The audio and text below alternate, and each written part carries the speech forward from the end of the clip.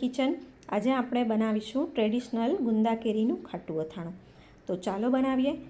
તો સૌથી પહેલાં મેં અહીંયા અડધી તપેલી જેટલું તેલ ધીમા ગેસ પર ગરમ કરવા માટે મૂકી દીધું છે અને બીજી બાજુ હું અહીંયા મીઠું શેકી રહી છું। મેં અહીંયા ટાટાનું મીઠું યુઝ કર્યું છે। અથાણામાં આપણે જે મીઠું વાપરવાનું છે તેને આ રીતે શેકીને જ લેવાનું, કેમ કે મીઠામાં ભેજનું પ્રમાણ હોય છે જે શેકવાથી ઉડી જાય। આ રીતે હવે હાથ લગાવીને ચેક કરી લઈશું કે મીઠું ગરમ થયું છે કે નહીં। મીઠું ગરમ લાગે એટલે ગેસની ફ્લેમ ઓફ કરી દઈશું। હવે અહીંયા મેં એક પેનમાં 250 ગ્રામ મેથીના કુરિયા લીધા છે। પહેલાં આપણે મેથીના કુરિયા જ આ રીતે વચ્ચે નાખવાના છે। પછી મેં 150 ગ્રામ રાઈના કુરિયા લીધા છે। રાઈના કુરિયાને આ જ રીતે બહારથી ફેલાવીને નાખવાના છે, કેમ કે પછી આપણે ગરમ તેલ નાખીશું તો જો ગરમ તેલ રાઈના કુરિયા પર પડશે તો કુરિયા કડવા થઈ જાય, એટલે આ જ રીતે બહારથી જ રાઈના કુરિયા નાખવાના છે। અહીંયા મેં 1.5 ટેબલસ્પૂન હિંગ લીધી છે। હવે આપણું તેલ ગરમ થઈ ગયું છે। તેલને આ રીતે ધુમાડા નીકળે તેટલું જ ગરમ કરવાનું છે। હવે આ રીતે એક હાથમાં આપણે ઢાંકણ પકડી રાખવાનું છે અને ધીમે ધીમે તેલ રેડવાનું છે। વચ્ચેના ભાગમાં જે આપણે હિંગ નાખી છે તેના પર ધીમે ધીમે તેલ રેડતા જઈશું, જેથી કરીને તેલ રાઈના કુરિયા પર ન પડે। તેલ અહીંયા તમારે કુરિયા પલળે તેટલું જ તેલ લેવાનું છે। જો તેલ વધારે હશે તો તમને પછી ગુંદા ભરતા નહીં ફાવે। હવે આપણે ઢાંકણને ઢાંકીને 5 મિનિટ સુધી બંધ રહેવા દઈશું। 5 મિનિટ પછી આપણે ઢાંકણ ખોલીશું।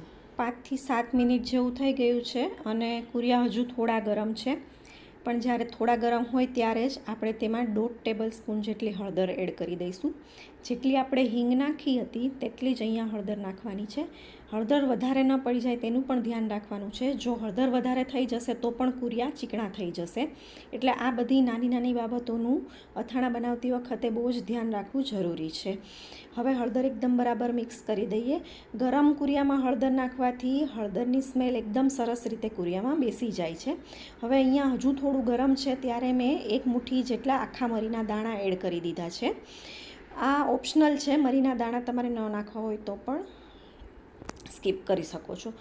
હવે એકદમ કુરિયા ઠરી જાય પછી આપણે એમાં મરચું એડ કરવાનું છે। મરચું મેં અહીંયા કાશ્મીરી મરચું લીધું છે। અડધી વાટકી કાશ્મીરી મરચું અને અડધી વાટકી તીખું મરચું, જે રેશમ પટ્ટો લાલ મરચું આવે તે લીધું છે। બંને મરચાંનું પ્રમાણ 150 ગ્રામ લીધું છે।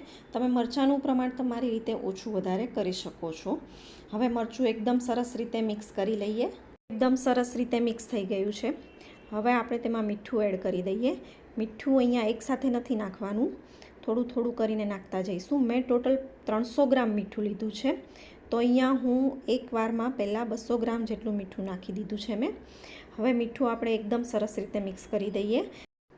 હવે અહીંયા બીજી એક ટિપ્સ આપવાની કે સંભાર ઠરી ગયા પછી તમે એમ વિચારો કે હું થોડું કામ પતાવીને પછી શાંતિથી બધો મસાલો કરીશ, તો એવું નથી કરવાનું, કેમ કે જો કુરિયા એમને એમ પડી રહેશે તો એ ચીકણા થઈ જશે, એટલે ઠરી જાય એટલે તરત જ એમાં મરચું, મીઠું અને હળદર એડ કરી દેવાના છે। હવે અહીંયા મેં સંભાર ચાખ્યો તો મને થોડું મીઠું ઓછું લાગે છે, તો મેં ફરીથી 3 ટેબલસ્પૂન જેટલું મીઠું એડ કર્યું છે। તો મેં અહીંયા ટોટલ 260 ગ્રામ મીઠું વાપર્યું છે। અહીંયા સંભાર તમે ટેસ્ટ કરો ત્યારે થોડો ખારાશ પર લાગવો જોઈએ, કેમ કે હજુ આમાં ગુંદા કેરી અને તેલ આવશે તો સંભારમાં તે બધાના ભાગનું મીઠું જોઈશે। સંભારને એકદમ સરસ રીતે મિક્સ કરીને ઢાંકીને આપણે 1 દિવસ માટે રહેવા દેવાનો છે। સંભાર આગલા દિવસે વઘારી લેવાનો છે અને બીજા દિવસે ગુંદા કેરી લાવવાના છે। મેં અહીંયા 500 ગ્રામ દેશી કેરી લીધી છે।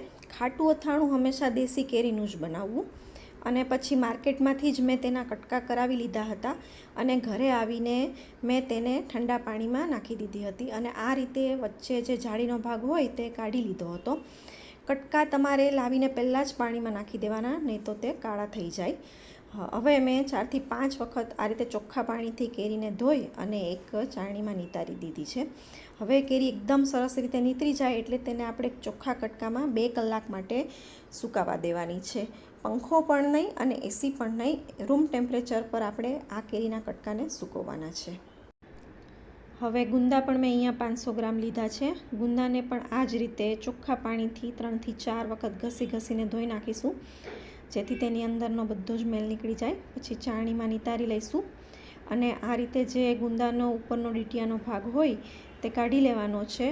મેં બધા જ ગુંદાનો આ રીતે ડીટીયાનો ભાગ કાઢીને ગુંદાને 2 કલાક માટે ખાટા પાણીમાં બોળી દીધા છે. ખાટા પાણીમાં બોળવાથી ગુંદા આખું વરસ એવા ને એવા કડક રહે છે. પણ જો ખાટું પાણી તમારી પાસે ન હોય તો તમે આ સ્ટેપ સ્કીપ પણ કરી શકો છો. હવે તેને આપણે 2 કલાક માટે સાઈડ પર મૂકી દઈશું. હવે અહીંયા 2 કલાક થઈ ગઈ છે. ગુંદાને આપણે આ રીતે દસ્તાની મદદથી તોડીને તેની અંદરનો જે ચીકાશવાળો ભાગ, ઠળિયાનો જે ભાગ છે તે આપણે આ રીતે ટૂથપીક જે આવે, લાંબી ટૂથપીક, તેની મદદથી કાઢી લેવાનો છે.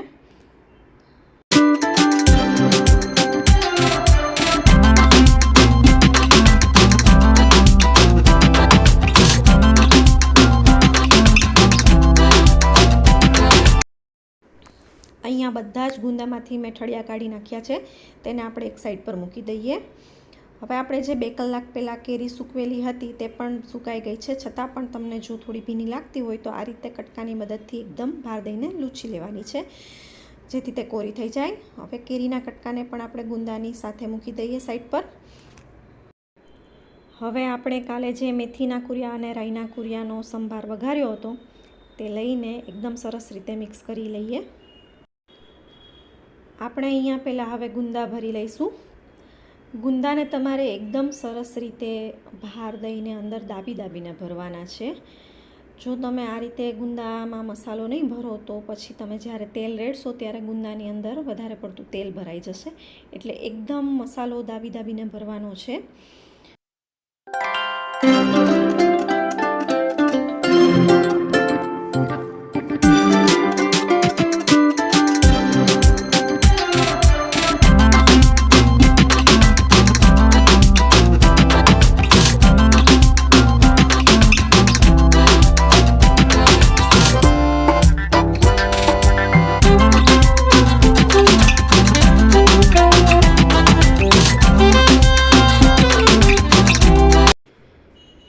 બધા જ ગુંદા ભરીને મેં રેડી કરી દીધા છે.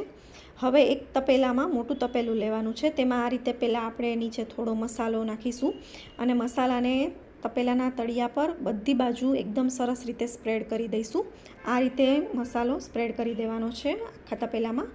હવે આપણે જે કેરીના કટકા લીધા છે સૂકવેલા, તે આપણે પહેલાં ત્રીજા ભાગના કટકા લઈશું અને કટકાને મસાલા સાથે એકદમ સરસ રીતે મિક્સ કરી લેવાનો છે.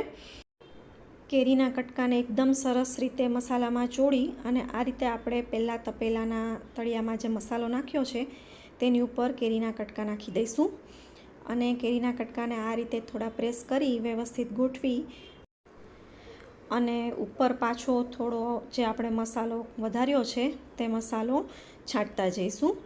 આ રીતે નીચે પહેલાં મસાલો, પછી કેરીનું એક લેયર, પછી પાછું મસાલાનું લેયર અને પછી હવે આપણે ઉપર ગુંદાનું લેયર નાખીશું. તો એક કેરીનું લેયર, પછી પાછો મસાલો, પછી પાછું એક ગુંદાનું લેયર, આ રીતે ગોઠવી અને બધા જ કેરી અને ગુંદા આપણે તપેલામાં નાખી દેવાના છે.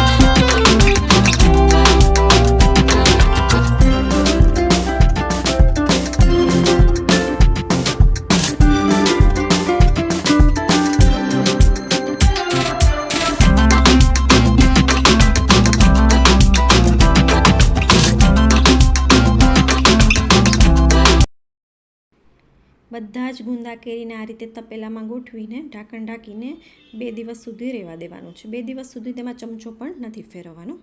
હવે બીજા દિવસની રાત્રે મેં આ રીતે ધુમાડા નીકળે તેટલું તેલ ગરમ કરીને ગેસની ફ્લેમ બંધ કરી દીધી છે અને તેલને આપણે ઠંડુ થવા દેવાનું છે. ત્રીજા દિવસે સવારે મેં આ અથાણામાં ઠંડુ કરેલું તેલ રેડી દીધું છે. તેલ અહીંયા તમારે અથાણું ડૂબે તેટલું નાખવાનું છે.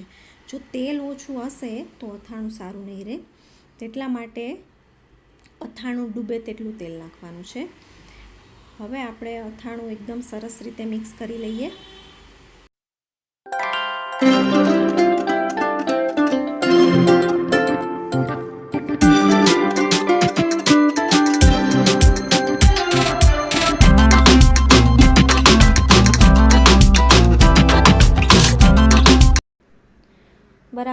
થઈ જાય એટલે આ રીતે અથાણું દાબી દેવાનું છે, જેથી તેલ ઉપર આવી જાય. જો આ રીતે તેલ ઉપર ના આવે તો થોડું તેલ પાછું એડ કરી દેવાનું છે. અને હવે આપણે તેને ઢાંકણ ઢાંકીને આખો દિવસ રવા દઈશું. આજે 5મો દિવસ છે. કુરિયા એકદમ સરસ ફૂલી ગયા છે અને તેલ પણ ઉપર દેખાય છે. જો આ રીતે તેલ ઉપર ન દેખાય તો પાછું તમે તેલ એડ કરી શકો છો, જે આપણે ગરમ કરીને ઠંડુ પાડેલું છે તે જ. અને પાછું આ જ રીતે દાબીને આપણે અથાણું ઢાંકીને મૂકી દેવાનું છે. હવે આજે 6થા દિવસે મેં અથાણું કાચની બરણીમાં ભરી દીધું છે. બરણીમાં પણ આ જ રીતે દાબીને અથાણું ભરવાનું છે, જેથી તેલ ઉપર આવી જાય અને અથાણું એવું ને એવું રહે. અહીંયા પણ જો તમને તેલ ઓછું લાગતું હોય અને ઉપર તેલ ન દેખાતું હોય તો ગરમ કરીને ઠંડુ પાડેલું તેલ જે છે તે તમે આમાં પણ રેડી શકો છો. હવે આ અથાણું તમારે 1 વીક સુધી બહાર રાખવાનું છે, જેથી હજુ પણ જેટલા કુરિયા ફૂલવાના હોય તેટલા ફૂલી જાય. જો તમે તરત જ ફ્રીઝમાં મૂકી દેશો તો કુરિયા ઠંડા થઈ જશે અને પછી કુરિયા ફૂલશે નહીં. અને પછી બરણીને આ રીતે ચોખ્ખા કપડાની મદદથી આપણે ઉપરથી સાફ કરી લેવાની છે, જેથી બરણીમાં ઉપરની તરફ પણ ફૂગી ન વળે. અને પછી ઢાંકણ ઢાંકીને બંધ કરી દઈશું. તો તમને મારી આ અથાણું બનાવવાની રીત કેવી લાગી તે મને કમેન્ટમાં જરૂરથી કહેજો. અને હજુ સુધી ચેનલને સબસ્ક્રાઈબ ન કરી હોય તો સબસ્ક્રાઈબ કરી દેજો. બાજુમાં આપેલ બેલ આઇકન પ્રેસ કરી દેજો, જેથી તમને મારી નવી રેસીપીઓના નોટિફિકેશન મળતા રહે. મળીશું નવી રેસીપી સાથે. ત્યાં સુધી આવજો.